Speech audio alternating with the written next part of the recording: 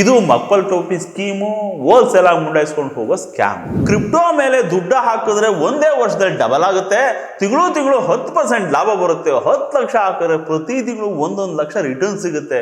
ನಿಮ್ಮ ಫ್ರೆಂಡ್ಸ್ನೂ ಕರ್ಕೊಂಡು ಬಂದಿದ್ರೆ ತಗಲಾಕಿದ್ರೆ ಅದಕ್ಕೂ ನಿಮಗೆ ಪ್ರತಿ ತಿಂಗಳು ಕಮಿಷನ್ ಬರುತ್ತೆ ಅಂತ ಯಾರಾದರೂ ನಿಮ್ಮ ಹತ್ರ ಬಂದು ಪೊಂಗುದ್ರೆ ಕ್ಯಾಕ್ಟಸ್ ಕೂತ್ ಕಳಿಸಿ.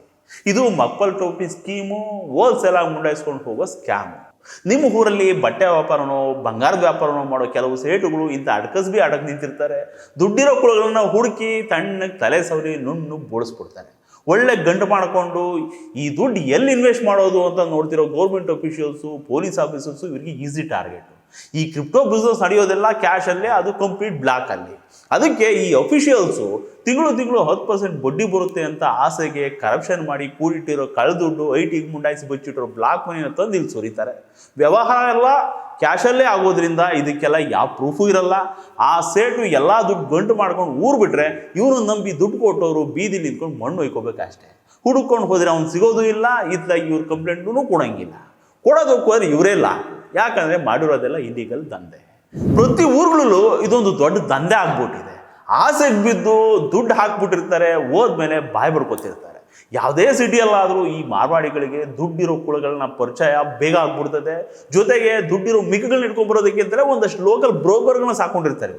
ಈ ಬ್ರೋಕರ್ಗಳು ಎಂಥ ಕಿಲಾಡಿಗಳು ಅಂದರೆ, ಈ ಸ್ಕೀಮಲ್ಲಿ ದುಡ್ಡು ಹಾಕಿ ಸುಮಾರು ವರ್ಷಗಳಿಂದ ಲಾಭ ತಗೋತಾ ಇದ್ದೀನಿ, ನಾನು 10 ಲಕ್ಷ ಹಾಕಿದ್ದೀನಿ, ತಿಂಗಳು 5ನೇ ತಾರೀಕು ಮಿಸ್ ಆಗ 1 ಲಕ್ಷ ಬರುತ್ತೆ, ನಮ್ಮ ಸೇಟು ಹತ್ರ ಒಂದು ಚೂರು ಮೋಸ ಇಲ್ಲ, ಎಷ್ಟು ವರ್ಷದಿಂದ ವ್ಯವಹಾರ ಮಾಡ್ತಿದ್ವಿ ಗೊತ್ತಾ ನಮ್ಮ ಸೇಟು ಹತ್ರ ಅಂತ ಹೊಸ್ತಾ ಬರೋ ಮಿಗುಗಳಿಗೆಲ್ಲ ಪುಗ್ತಾ ಇರ್ತವೆ.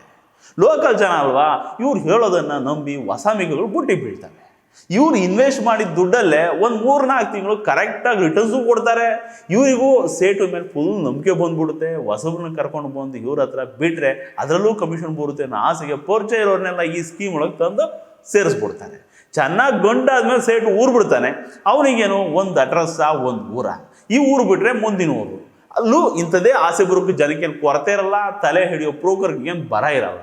ದುರಂತ ಏನಪ್ಪ ಅಂತಂದರೆ, ಪಾಪ ಈ ರಿಟೈರ್ಡ್ ಪೀಪಲ್ಸ್ ಇವರಿಗೆ ಸುಲಭವಾಗಿ ಬಿದ್ದು ಬಿಡ್ತಾರೆ. ಇವರು ಆ ಗಾಳಕ್ಕೆ ಸುಲಭವಾಗಿ ಬಿದ್ದು ಬಿಡ್ತಾರೆ. ಪಾಪ ಅವರು ರಿಟೈರ್ಡ್ ಆದಾಗ ಒಂದಷ್ಟು ದುಡ್ಡು ಬಂದಿರುತ್ತೆ, ಅದನ್ನು ಬ್ಯಾಂಕಲ್ಲಿ ಇಟ್ಟು ಬರೋ ಬಡ್ಡಿಯಲ್ಲಿ ಹೆಂಗೋ ಜೀವನ ಮಾಡ್ಕೊಂಡು ಬದುಕ್ತಿರ್ತವೆ. ಈ ನನ್ನ ಮಕ್ಕಳು ಅವ್ರಿಗೆ ತಲೆ ಕೆಡಿಸ್ಬಿಡ್ತಾರೆ. ನೀವು ಬ್ಯಾಂಕಲ್ಲಿ ಇಟ್ಟು ವರ್ಷಕ್ಕೆ 10-12% ಬಡ್ಡಿ ಬರುತ್ತೆ, ಅದೇ ನೀವು ಈ ಕ್ರಿಪ್ಟೋದಲ್ಲಿ ಹಾಕ್ಬಿಟ್ರೆ ನಿಮಗೆ ತಿಂಗಳು 10% ರಿಟರ್ನ್ಸ್ ಬಂದ್ಬಿಡುತ್ತೆ ಅಂತ ಆಸೆ ಹುಡಿಸಿ ತಲೆ ಮೇಲೆ ಚಪ್ಪಡಿ ಎಳೆದು ಬಿಡ್ತಾರೆ. ಇದ್ರ ಬಗ್ಗೆ ಎಷ್ಟು ಹೇಳಿದ್ರು ಜನಕ್ಕೆ ಅರ್ಥ ಆಗಲ್ಲ. ದುರಾಸೆ ಬಿದ್ದು ದುಡ್ಡು ಕಳ್ಕೊತವೆ. ಈ ಕ್ರಿಪ್ಟೋ ಹೆಸರಲ್ಲಿ 100 ಕೋಟಿ 1000 ಕೋಟಿ ದೋಚ್ಕೊಂಡು ಹೋಗ್ಬಿಟ್ಟಿದ್ದಾರೆ. ಇದು ಅಲ್ಲೊಂದು ಇಲ್ಲೊಂದು ಸುದ್ದಿ ಆಗುತ್ತೆ, ಎಲ್ಲೂ ಕಂಪ್ಲೇಂಟ್ ಆಗಲ್ಲ. ಕಳ್ಕೊಂಡವರು ಕೋಡಂಗಿ ಹೊಡ್ಕೊಂಡು ಹೋದವನು ಇರ್ಬೋದ್ರ ಅಷ್ಟೇ.